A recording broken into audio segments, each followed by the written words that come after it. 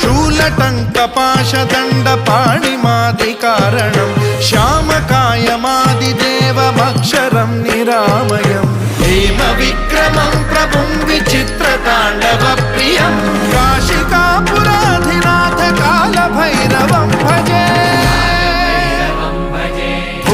मुक्तिदायकं प्रशस्तचारु विग्रहं भक्तवत्सलं स्थितं समस्तलोकविग्रहं विनिक्वणं मनोज्ञहेम किङ्किणीलसत्कटिं काशिकापुराधिनाथ कालभैरवं भजे